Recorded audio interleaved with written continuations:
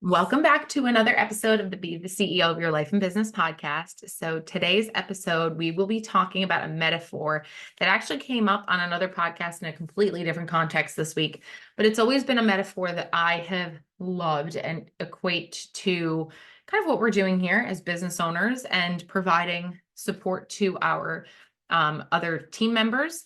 And so the metaphor is the plant in the pot. Okay. So a little bit of the backstory. I had actually first heard this metaphor when we were actually transitioning from our prior office and opening up our own practice. And somebody had once told me that I am a plant that needs to be planted in a different environment. So it's the environment of your soil, it's the size of the pot that you're planted in, all of that stuff, all of those factors are going to contribute to how successful you are in the place that you are. Whether or not you're going to bloom, to talk about the plant metaphor specifically. So when I heard this metaphor earlier this week, it was used in the context of like goals and ambitions and where you need to plant your goals and ambitions in order to nurture them. And I said to myself, this metaphor still is so tried and trusted and true when it comes to your business. And so I wanted Laura and I to talk a little bit about what we envision our role is in every aspect of the potted plant. And you used to, now that I'm thinking about this Yeah. topic today is all Amy, by the way. Yeah. Like she was all excited about this morning. And I do think it's a great topic. But now that I'm like hearing you talk about it, I think you used to say this to me in our old office. She used to use this example of like you could take a flower and like put it in two different pots. Yeah. In terms of like the environment, right? Mhm. And it could thrive in one pot and die in another. Yep. Right? Yeah. Because if you're not nurturing it, right, you are not supporting it. Maybe it's too small of a pot. Maybe it's not the kind of soil that it needs. And it's not to say that any of those things are necessarily bad in and of themselves, but you as an individual are unique. You need certain needs in order to be best supported in the environment that you are in. And so for us, it was kind of like the concept of trial and error of like, how are we going to figure out what the right mix is? What is going to be, and we'll get into a little bit more of the specifics and break down what each aspect, at least what I think they each represent, but what is the best mix in order to make that flower grow? And the other thing that underlies this entire conversation is the idea that you have to be a servant leader in the sense that you are serving the people that work for you. Mhm. There's a much bigger distinction between a servant leader and then like a dictator or a boss or somebody that just directs you and they try to manage everybody. Whereas we're the ones that are going to be providing the pot, we're providing the soil, we are providing the vessel that this person's going to be planted in. So it's our responsibility to make sure that the ingredients in there are the ones that are going to support the plant to ultimately grow. Yeah, because if you don't have the right ingredients and the right environment, and Yeah. and honestly, our past and current situations are like the perfect They're the example of perfect this. foil. Mhm. We, in our previous environment, were not thriving to the point where we were questioning whether we even wanted to practice law anymore, right? Mhm. Yep. So we were not growing, not thriving. Yes, I had gained a wealth of experience there because I handled a lot of things by myself, Yeah. which was great. But that was almost like my ceiling. Like there was nowhere else to grow. Right. So I felt like we were dying there instead of growing. Right. And here, I mean, the way that we're growing is like, I don't even know that there are words Yeah. to describe it. And so some of the things that I think it's best, like I am a visual person, so I really like to break this down and kind of just like identify each of these aspects and what they mean to me metaphorically. So the actual vessel, like the pot itself, for me means the role that the person is in. Mhm. And I like to think in thinking of this metaphor this morning, I was thinking about our own team members right now. So for example, our paralegal right now is achieving her paralegal certificate. There's going to come a point in time where she's going to be doing so much for us in so many different areas that role, that pot, she's going to outgrow it. So we're going to have to upgrade it. We're going to have to change it so that it matches her. Otherwise, she's going to outgrow where she is right now. Right. And so it's our responsibility to give the right size, right? When you think of like a seed, you don't plant it in the size of a seed. You plant it in something that is able to expand and grow over time. So once we get to a point where we feel like the roots aren't going anywhere else, like she's getting stuck, this is not going to work, she's outgrowing this role, it might be time to change it up a bit, right? And so for someone in like a support staff role, it could look like maybe they don't answer the phones and do the administrative tasks. Right. Maybe they're strictly assigned to a specific division of your company. Maybe they are specifically assigned to certain clients that they work with. It could be any of these, little unique nuances that change from one size of a pot to another, to another, to another. Yeah. And when you think about it, really, in any role, that's what happens when you grow. You start, look at you, another perfect example. Amy started as a legal secretary, right? When you were in college. And you grew and grew and grew. And as you were growing, your roles changed. So that's kind of like what we're talking about here. And it's the same example as Abby. Right? So she's starting in one place and she's doing phenomenal. She's amazing. We can't say enough how much we love her. But she's going to continue to grow. And as you change and grow, you can be given more responsibility, work with, different clients and do different things for certain clients that you weren't doing in your initial role. So I think that that's a good example that you just gave. And then I think the second part of it is like thinking about the soil itself. Now, I loved this analogy that was used in the other podcast I was listening to, that the soil, you can either view it as it's dirty and it's just dirt, or you can view it as something that gives you nutrients and gives you life. I love that. I had to rewind and listen to that again. I loved that so much. And in the context of this metaphor, our role is to provide the soil in the way that our culture and our vision are supporting and nourishing our team. Listen, we've been around the block for quite a few years now, okay? In the combined experience we have of over 30 years of legal practice, ranging from small boutique firms all the way to an international law firm, we know that culture is everything. Literally everything. Literally everything. Your environment is everything, yes, but the culture that you create in your office is everything. So that supportive, nutrient dense soil has to include, being able to give autonomy to your support staff and your team members, being able to allow them to make mistakes and not feel like they're going to fail, because they will just be able to, pick up from wherever they failed and learn the lessons along the way and keep moving forward. But the culture of just respect and understanding who these people are as an individual and that they have individual needs. Some days they're going to need to have more water poured on them than others. Like all of these things considered, it all ties back to culture. It's the culture of communication. And what are the nutrients that really, and I think that's the question here, is what are the nutrients really that you are supplying to your team? And I think that especially if you're a business owner or a team leader in, a bigger company, if you have people working under you, one of your roles is to create that culture. And only you can decide what you want it to be. So Amy and I talking about the kind of culture we have in our office, another lawyer who has a law firm could listen to that and be like, okay, that's ridiculous.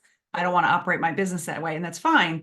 But, this is how we want our culture to be. So if you are in a role like that, even in your personal life, as in your family, right? Like, what do you want the culture to be in your household? Now, my culture is not exactly what I need it to be at the moment, but, it's not always going to, it's not an exact science, right? So you're going to have days where things are off and somebody's not in a good mood or something's going wrong at work. Like it is what it is. It's like a roller coaster, right?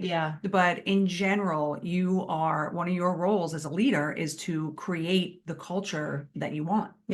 for your environment. And I just, taking it all together, taking it into the water and the sunlight, the things that you shower upon your team members, right?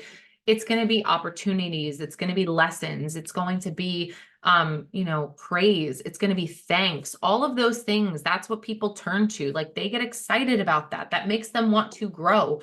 Challenges. They can look like so many different things, but I think that if you always kind of keep rooted in the concept of like, what am I providing? And what you don't just like plant a plant and then just like, all right, take care, see you later, see you in a few weeks. Let's see if you bloomed. I can tell you what happens because I'm a plant killer, and if you don't water it, it dies. Yes, and one day it's either going to die or you're going to be Right. surprised and there's going to be little shoots coming out of Yeah. it. Like you just don't know. And so, but what you do know is what are the things that you can control? You can control the amount of sunlight it gets. You can control the amount of water that you provide. And those are things that are daily deposits. Unless you're like an orchid and you get like a little sprinkle of water here and there, you don't just leave a plant and like let it go. That's Yeah. it. Yeah. You have to take care of it. These are just constant deposits that you have to make in the team into your team. That's why when we talked about it last week on our episode about embracing our many hats, our role is constantly evolving and you can't ignore the daily habits that you have to have and you have to culture within yourself to provide to your teammates. You can't ignore them. You can't just say like they'll figure it out. Like no, they need you to support them. They need you to provide those nutrients and those ingredients to make them grow. And it doesn't have to be anything crazy, right? Right. Like in terms of creating a culture, how about saying good morning? Yes. Another thing we've experienced in the past, like no hello, no goodbye, no how are you, how's everything going, do you need anything? Like these are little things that make a big difference to people. Yeah. Like, how was your weekend? Yeah. I mean, it's a simple question and actually care about the answer. You know what I'm saying? And relatability to the people. I mean, look, okay, we're talking about in our firm, we are talking about a much smaller size than like 100 lawyers, yet. Okay. But what I will say is that in that big firm, you don't all answer to the same person. There are teams, there are divisions, there are departments, there are specialized practice areas.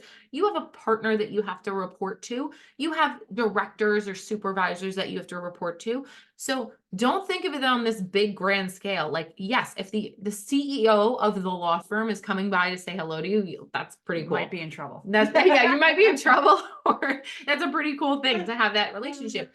But when you're in a smaller business like this, and we know this, like Laura was saying firsthand, we get to know our team members so well that like we can look on their face and be like, what's wrong? What's happening? There's something off. You're not right. Your mood is off. Your energy is off. And some people are like, oh, well, you just have to come to work and just get your job done. It is so not black and white like that. And for anybody that wants to convince you that like these people should just be robots and show up every single day and just do their job and go home, that's what you're going to get. And it's going to be a really sad, depressing, lonely puppy mill of turnover at a certain point because that's all you're giving them. I couldn't imagine. No, it'd be awful. Actually, I can imagine. And it was awful. Right. So we've had that personal experience, Yeah. But even as an employee, if you're, listening and thinking, well, I don't own a business. Right. I'm not a team leader. Well, it doesn't mean you don't have an environment. Right. What, as an employee, look at our last office, we were not team lead. We were not like nothing. No. We were employees. And the environment was an environment in which we could not grow. So even if you are, an employee in a business, you can evaluate what is my environment like and is it working for me? Right. And you can make those changes yourself too. This is a metaphor that I really do think can be universally applied to so many different things. In the context of where we give this information, it's definitely from like a business mindset and from, running a company and having a team and supporting them. But you could do this for yourself. What does your environment look like? What are the people that are nourishing you every day? Are you reading the right books, listening to the right podcasts, associating yourself with the right people? Are you giving yourself the opportunity? Are you putting yourself out there? There's so many questions that you can start asking yourself to be like, what is my like nutrient check-in? Like, am What's I your really? internal environment? Yeah. What is, ooh, what's your internal environment? I love Right, that. but it's true, but it's exactly what you're saying. Like, Yeah. you have an internal environment and you have an external environment. Mhm. There are certain things you can do to change your external environment, but if Yeah. you're in a situation where you can't change your external environment at the moment, like we were, there Yeah. was, I mean, for years I could What are you not, gonna do? I couldn't change my external environment. So that's what we did. We worked on changing our internal environment. We Yep. started listening to personal development. We changed, with Beachbody, the people we surrounded ourselves with. There were Yes. positive women we were learning from that were Yep. very different from the environment that we were in.